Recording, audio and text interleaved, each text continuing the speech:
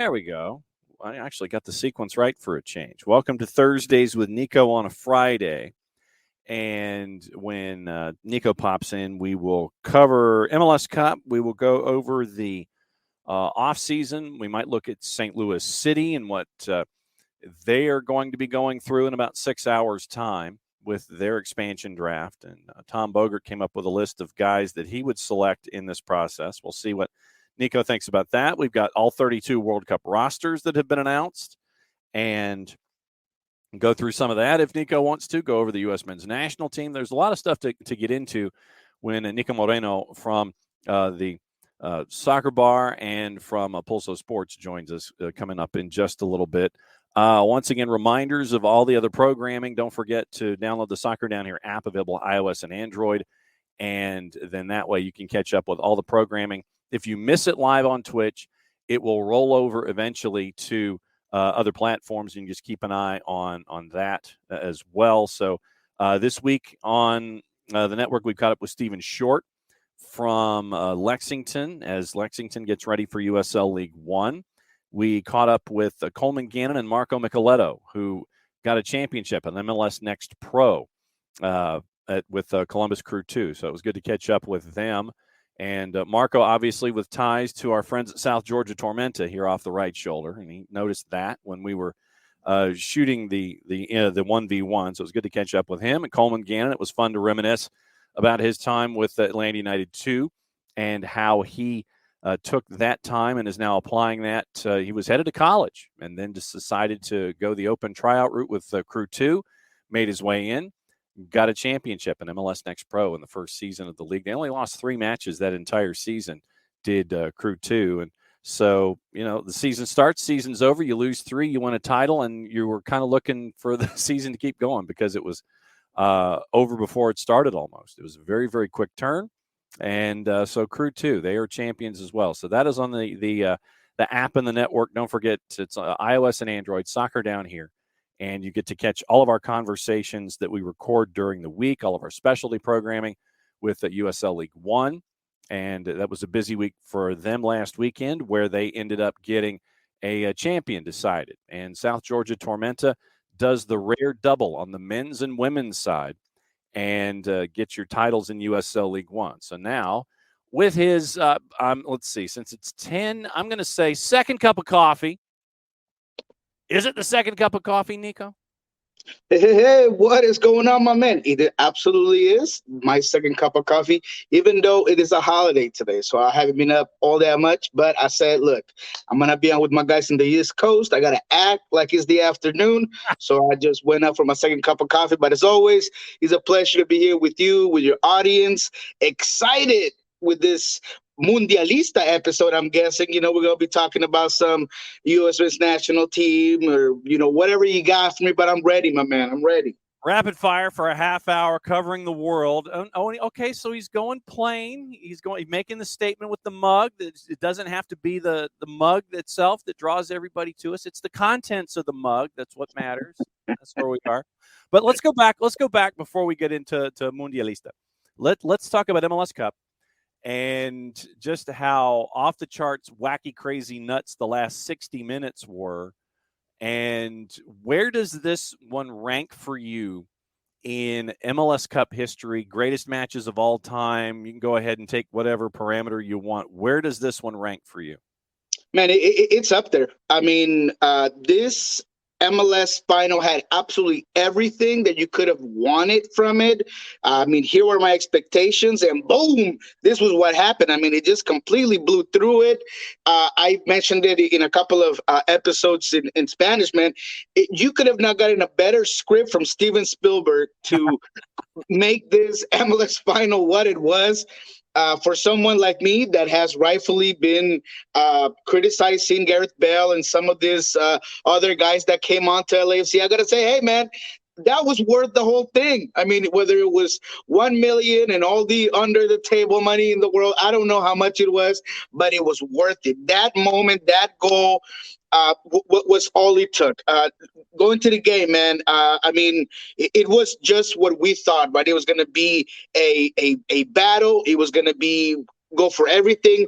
And LAFC showed me that they did have the character. And LAFC showed me that they could win a game where things didn't go right, where they took blows to the face, and they were able to get back on it, right? So that final goal, yes, fantastic work by Bale, right? But it's the moment, right? Crepeau breaks his leg. I mean, terrible, so unfortunate. There's a red card. You're down a man. The goal comes in, right? Elliott is the star. Game is over. It's not. We're going to fight. We're going to push. Palacio is going to work for that second ball. He's going to get behind Bazio, who was having a fantastic game. Puts the ball in the middle. Just give you a chance. And there comes Bale, the guy that I don't know who expected it. I know I didn't. Just came in, fly in, and put the ball in. So just applaud that character, that demeanor, and that fight by them. When the 3-3 came around, I knew it was over. I was not even waiting for PKs because of the momentum shift, because I thought that the better takers were on the LAFC side. The better goalie was definitely on Philadelphia. On Philadelphia side. Although the sub that came in was obviously someone who's very good at PKs, but in all reality, that's just what I thought when it first happened. But to your question, one of the best finals that I've ever watched. I have a hard time ranking them right now, but definitely top 5, just because of the level of soccer, the level of dramatics, and just everything that we had in this one. And I know that it wrote itself. I mean, you have McCarthy, who is the Philly kid who grew up in the Philly system, went to school in Philadelphia, was a Philly goalie. Then he goes to Inter Miami because of some dude named Andre Blake, and he kind of had to find a place to play. And it just, you look at the PKs. Teo looked like he wanted no business with that first one. He looked like droopy dog, man.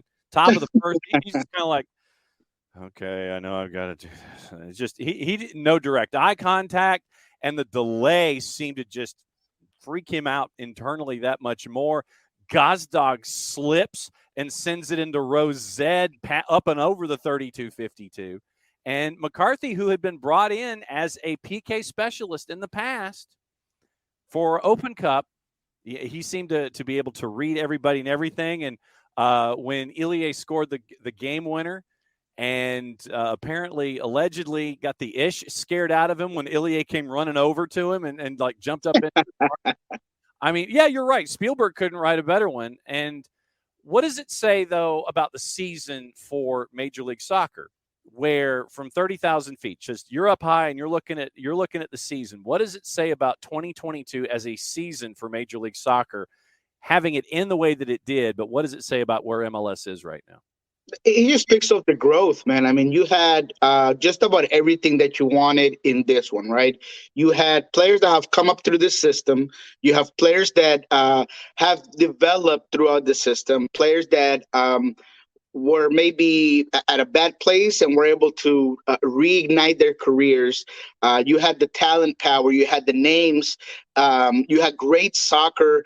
The atmosphere at Bank of California is something that I've had people from Colombia and Argentina and all these places ask me how crazy and how amazing that atmosphere felt, especially with all the hoops that they had to jump through. So I tip my hat to that fan base and everything that they did. The tifo was fantastic. So it just talks about MLS is for real. I mean, if you've been sleeping under a rock and you haven't realized that MLS is a real deal, then hopefully this wakes you up. Hopefully this hits you in the face and lets you know that it's about passion. It's about the sport. It's about the high quality level.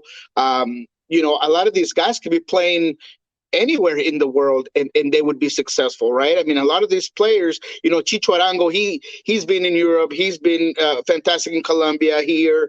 Sifu's going to end up being somewhere in Europe next year. We still don't know what's going to happen with Gary Bell. Does he retire? Does he stay? On the other side, you got Aronson, who's definitely going to go abroad.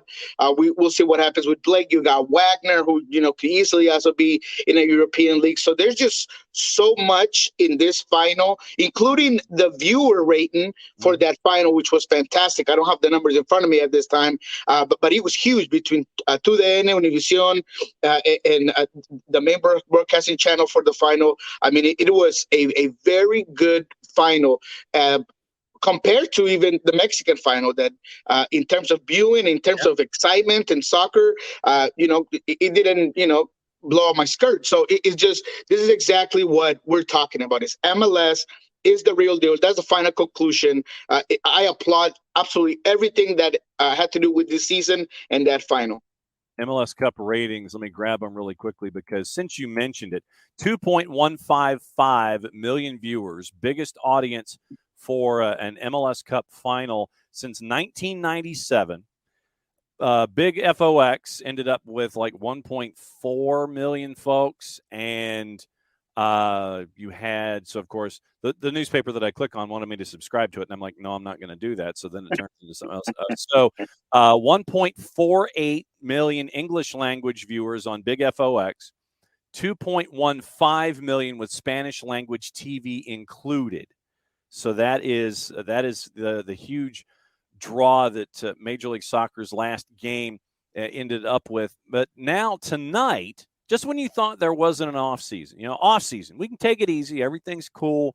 Maybe I got a day to catch my breath before what's going on, get my roster ready and get my jersey squared away before what's going on in Qatar. We've got an expansion draft tonight. 7:00 Eastern time, 4:00 for you. St. Louis City, I guess I should say St. Louis City SC, because it's all in caps. St. Louis City SC gets to pick their dudes. And Tom Bogert came up with a list of folks that he thought, could be considered or available and things like that. We know kind of philosophically what they're looking for, kind of like a very Red Bullsy kind of a build with the Lutz Pfannenstiel. What are you looking at tonight with St. Louis City SC as they build? What kind of things are you looking for tonight?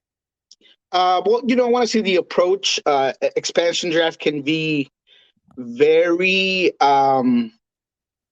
hard to decipher, especially because there could be so many things that you're already doing behind the scenes, right? Like we've seen with Charlotte, right? You draft a guy and you already have a team that's ready to just give you something else for them. They purchased a international slot from the Seattle Sounders. That's like the international roster spot, I think, is the guy that they've got the most of right now. I mean, they pulled like a bunch of like 3 or 4 of those in some quick trades. So obviously they've got some folks in mind. Yeah, so exactly. So with that in mind, I'm thinking, they have a couple of DPs or high TAM players that are just ready to be slotted into certain places. So the biggest thing I want to see today, or I'm looking forward to see, is what guys they pick, so I can use that to figure out who are these internationals they're bringing in, so I can give you guys more breaking news. But not just that, but also there's a lot of quality in here. I mean, speaking of the Seattle Sounders, I was extremely surprised that they did not protect a guy like Jackson Reagan, who is a young player, not extremely young, but young in an aspect of this is his couple of first MLS seasons. He's a high frame, big guy that is quality on need, good building out of the back, and played and showed you that he could handle this league with a very low salary. So that's a guy that I was very I don't know about. But when I heard about this international slot, I mean, is there a little bit of under the table talk about, hey man, look, I'm gonna go ahead and give you this for this much amount of money, but you don't touch none of my guys? I mean, I don't know. But at the end of the day, there is a lot of other quality there in this specific roster. Alejandro Pozuelo is a guy that maybe you could build off of on. You got Ewell's another guy that I thought was interesting, that was unprotected. So it really, I want to see exactly. I don't have an exact idea of what they're going to do, just because it all depends on what you're doing behind the scenes. But I am interested on what position specifically they're going to go for here. Yeah, the names that Tommy Scoops put in as his big to-do list. He had in the veterans, he had Bedoya and Dax McCarty, both of whom are turning 36. He had Tyler Miller in net, but you've got Roman Berkey, so I don't know if you would bring in No, Tyler Miller as that. part of any of those discussions. Mhm. You got Alex Muil, who he had as a part of his list. Will Trapp from Minnesota United. Tim Parker from Houston as a defender, although he's expensive, $1 million last year, according to the MLSPA. Nick DePuy from LAG. Andre Shinyashiki, who turned out really well in a supporting role for Charlotte last year, and he just got signed to a new deal, I believe. Guzman Corujo from Charlotte was on there. You've got Klamala, Gustavo Bo, Akeloba, who I wouldn't touch with your large 10-foot pole, considering what he was not able to do in Nashville. You mentioned Pozuelo. He was on the list. Joaquini in Orlando, Lucas Estevez in Colorado, and Jackson Reagan along with Nosita from Red Bulls. So those were the ones that he had on his short list.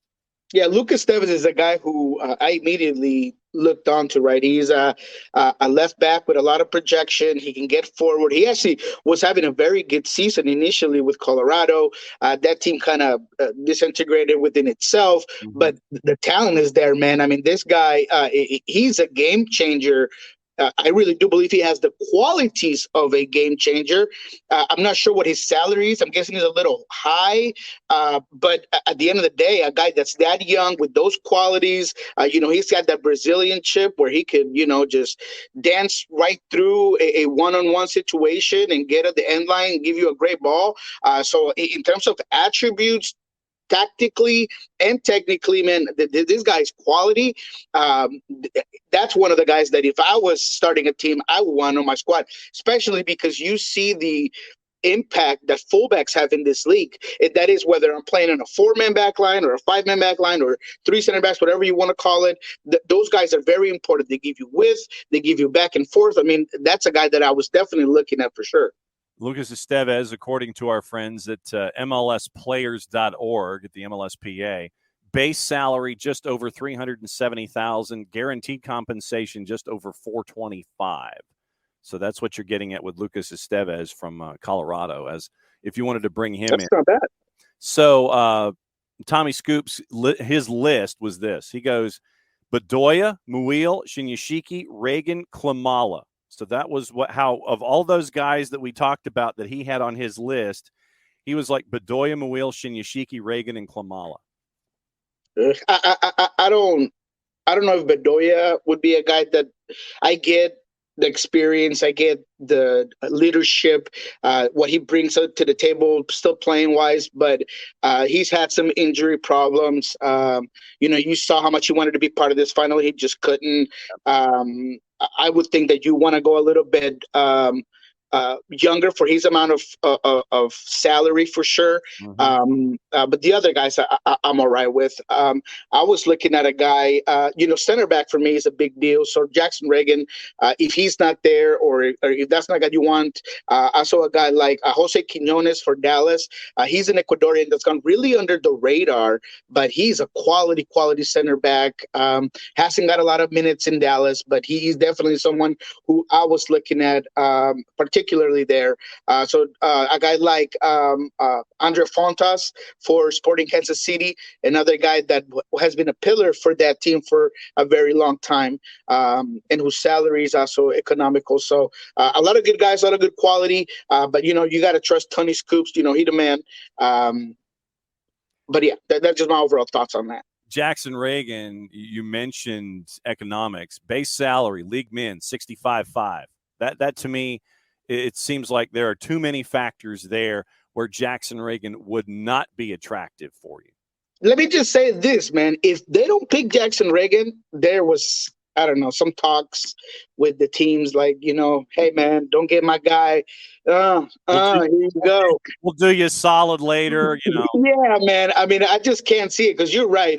This is a guy that, could have easily kept that starting position right next to Yamar Gomez Andrade. He had some, issues. He's a young guy, but he was able to bounce back, man. But when you're talking about just overall potential, quality, man, and, the economical aspect, man, someone is going to be with you for a very long time. You could lock him into a cheap 3-year contract eventually. So, yeah, man, I think he's a no-brainer. All right, Mundialista time. Let's talk World Cup. It's last time I checked that it is a competition. It is still going on. And it's supposed to be over in Qatar in very short order. First and foremost, I mean, are you as jazzed or jacked as of everybody else, or is it kind of like you get through the MLS season? You've still got all the big competitions in Europe who have one more weekend before they jump in. Where is your level of excitement right now about this tournament, considering it just seems to have been shoehorned into this space? I gotta admit that it's not high for many levels. To be quite honest, I mean, from a fan standpoint, obviously Colombia not there. But just the timing, it just doesn't seem natural. You know, when you grow up with this tournament that you're waiting for every 4 years, you're kind of slotted it into a certain part of your year, and it just becomes so natural to it. The amount of excitement hasn't quite been there. I don't know why the expectation to it. There's everything to me that happened with this Qatar selection. Just didn't feel right from the very beginning. I don't know if you've seen that documentary on Netflix, but I recommended Uncovering FIFA. Yeah. But everything that just came about with this Qatar World Cup hasn't had me extremely excited. However, now that the teams start to be announced and you hear the guys that are going to be playing in this tournament, regardless of the issues with temperatures and all of the adjustments that are going to have to be made to have good soccer, which are still pending concerns in my mind, health-wise for these players, and just that the showmanship and the soccer doesn't get affected. I'm starting to get slightly excited.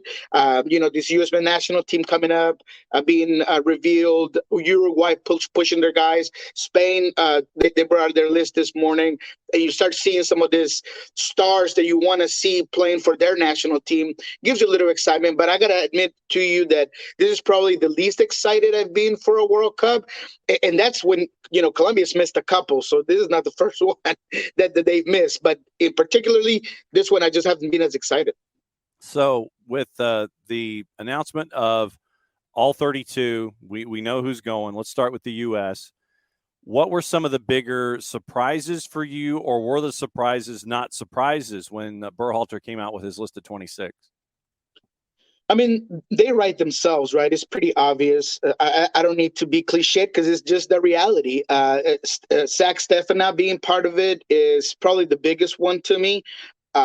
We have had conversations about how he has not looked his best at many times with the U.S. men's national team in decision making, just felt out of rhythm. But now the guy is playing on a day-to-day basis. He makes a move and he's hoping to be part of this squad. In overall potential and talent, I thought he was a lock-in. So I'm interested to see how Turner comes back, and is he ready for this huge challenge? He's had to come back from an injury, and all of those things just made me think that for one reason or another, Zach Steffen, at the very least, has been your guy for the majority of the qualifiers and friendlies. And I do like that continuity. So that was probably my biggest surprise.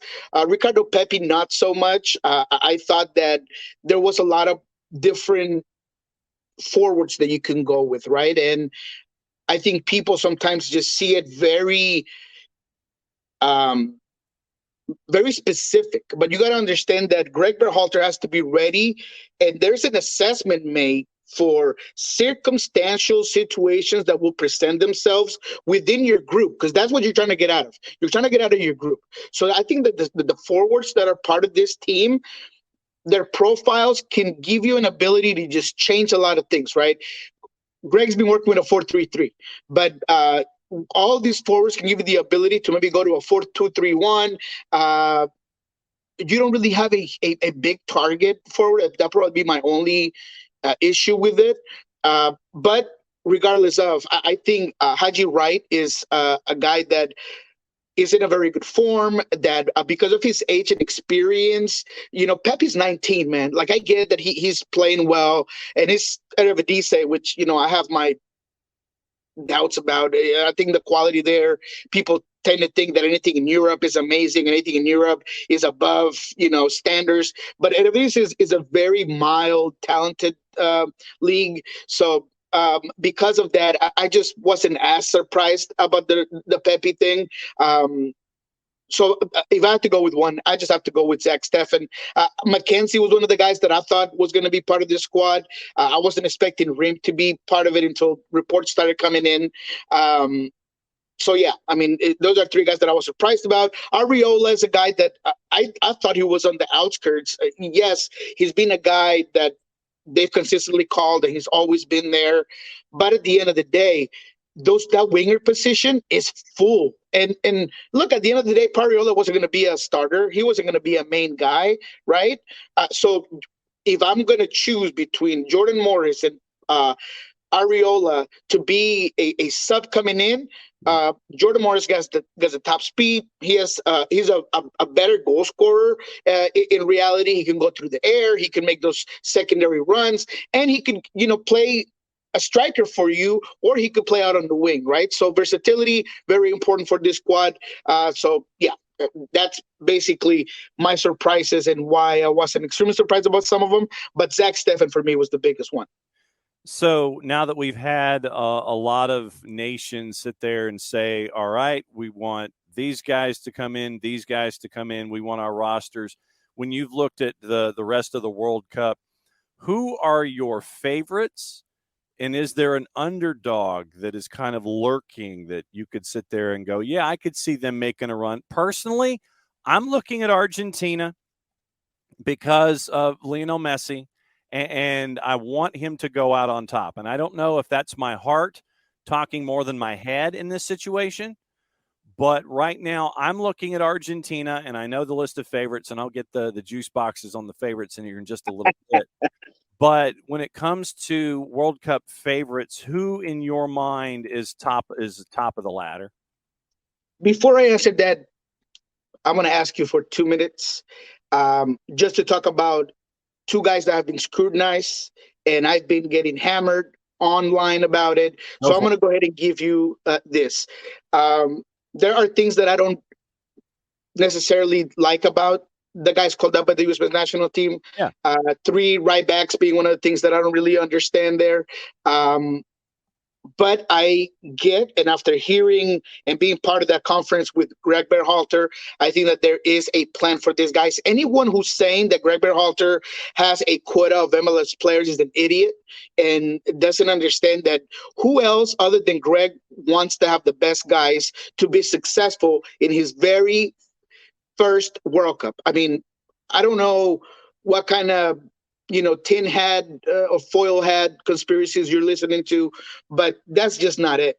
Greg is a very intelligent, certified coach that I believe is putting together a collective unit that can ship and change to get the best out of all that talent that you have. So you need a base of very good role players that have versatility in able to exploit guys like Weston McKennie and Weah and Giorena and Pulisic. It's not all about just the top players. You got to create a unit to work with. So the two guys I've been getting a lot of scrutiny have been Jordan Morris and Christian Roldan. Right.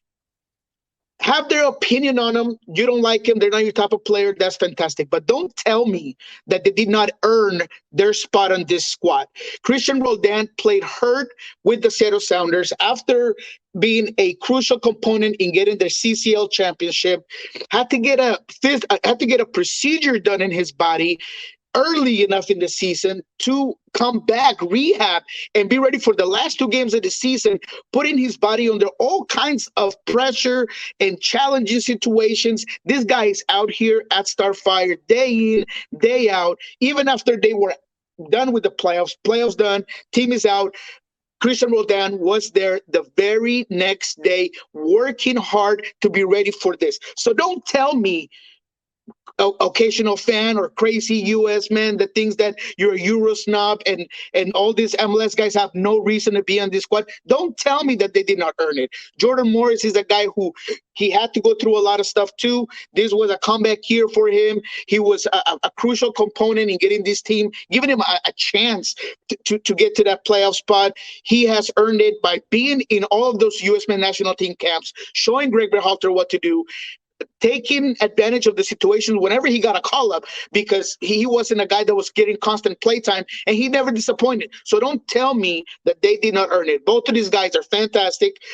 Christian Roldan is a guy that's a switchblade that can do all kinds of things for you. He could play very different positions. He's going to go out there and be a high motor, intelligent guy that's going to interpret the assignment that Greg Berhalter is going to give him best than anyone I know. So please stop it with the whole they did not earn their spot. They might not be your cup of tea. They want to be the player that you wanted, and that's okay. That's your prerogative. But don't talk about earning and limitation of their talent when you don't watch a game that they play. All right. Got the juice boxes. Now, we got the juice boxes. We'll wrap up with juice boxes here. Perfect. All right. And then obviously we'll keep talking Mundialista as we keep going forward closer to that tournament that we think is going to happen over there in Qatar. All right. So here's your juice boxes. We're going to go 5-1. Your number 5, Spain at plus 850. Okay. Your number 4, England at plus 800. Your number 3, France at plus 600. Okay. Because of that Mbappe dude, I guess. I've heard he's okay at the soccer. He's decent. He's decent. Argentina is your number 2 at plus 550. Okay. Brazil, number 1 in the clubhouse at plus 400. So what do you think about those 5, and is somebody missing? No, I think that's pretty solid. Hard to argue with the numbers, the quality. England, I'm not high on. So you're saying it's not coming home, is what you're saying? No. I don't see it. They just seem to struggle in specific times of the World Cup, and the team that I think, to me, calls the attention is Argentina. Brazil, obviously, right? I think everybody expects them to be. That's what they're number 1. The depth of their team and the quality of it, and I mean, they could be able to build like a C and a B team that could, get far in this World Cup. Goalkeeping wise, they're so deep, and forward attacking, so many options there. Spain, I think would be, if I'm taking a juice box is going to give me a little bit more money for my bucks, I think Spain, Gabi and Pedri, these are 2 guys that I think are going to be interesting. Asensio. Spain is a quality squad that has a systematic way of playing, and they, I think, have turned the dial from the old guys to the new guys, right? That typical change of eras is happening in this roster. So I think that they're interesting. If I would say that somebody was missing, I think Belgium is getting ready to, maybe do a little bit of noise. I know that not a lot of people are high on them, but I think that going off of that talent, they might be interesting to take a look at. But aside from that, that's about it. I think that we know in the World Cup, there's like a specific teams that are always going to get a little bit farther, and 5 of those are there. But if I had to take the juice boxes, maybe I'll go with Spain just to try to get a little bit met from a buck. If I'm going with a certainty and, playing it safer, I'll probably go with Argentina. I think Brazil, I'm high on them. But I don't know if this is their year necessarily, man. A lot of people are feeling that because of their talent level, they're just going to run through everybody, and they ran through Comebol, So I get where the hype is, but I feel like in this specific tournament, sometimes you can get a national team that's going to face you, that they're not going to respect that emblem right here, the way sometimes Comebol just kind of fears Brazil. So they might get a little bit of a contingency on that one. So I'll go with Argentina and Spain on that one. All right. So just outside your top 5, Germany's at a plus 1,000. Netherlands at a plus 1,200. That's 6 and 7. Portugal's at 8 with plus 1,400 with CR7 and his killer abs. Belgium is at 9 at a plus 1,600. Then everybody kind of goes from there. Denmark at 2,800 and so on and so on. One more story before we go. Came out from Roberto Abramovich. I believe it was yesterday. Alejandro Zendejas is going to be summoned, and this is translated. Summoned by the USMNT after the World Cup of Qatar. Greg Berhalter confirmed it, adding that the 24-year-old Mexican-American from Club America is committed to the U.S. U15, U16, U17, U18, U20. He played 2 friendlies with Mexico. Apparently, he wanted assurances from Tata Martino and El Tri that he would be in a starting spot. They told him no, and so now it looks like Zendejas is going to be with the Stars and Stripes. What do you think? Hey, that's interesting. That's going to be another blow to the Mexican national team that Tata has been heavily criticized for not doing more and maybe getting that front office, those above him, to just try to figure out a way to bring this guy in.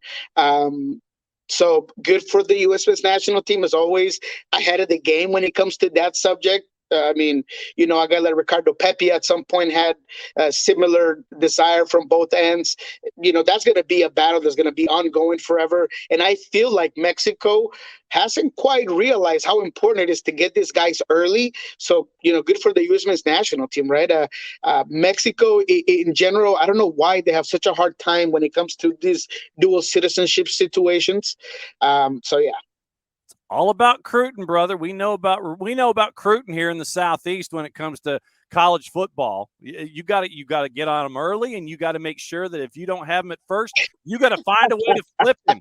You got to find a way to flip that recruit to come to your campus, brother. That's how it all is. So I get the idea of turning this almost into a college football kind of a thing where, okay, you're going to that school. We'll tell you what, you can come to our school and you can come here and you can have a good time, and we're going to flip that recruit. So you are not lying, man. Nick Saban could be the Ted Lasso to the national Mexican team, man. Let's bring.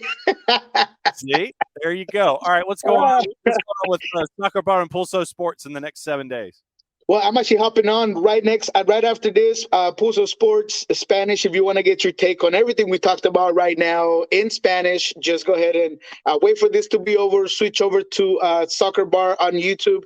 And that's all I'm going to leave you with, because I'm going to hop right on there right after this. All right, we'll go hop on there right after this. We are done for another round of Thursdays with Niko on a Friday. Go Soccer Bar on YouTube right now, guaranteed. We'll see you next week, my friend.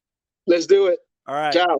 All right, he is out of here. Go to the Soccer Bar. So I'm going to end this broadcast because it's the last broadcast of the week, and we'll do a whole bunch of other stuff as we go. Thanks for hanging out with us for another round of Thursdays with Niko on a Friday.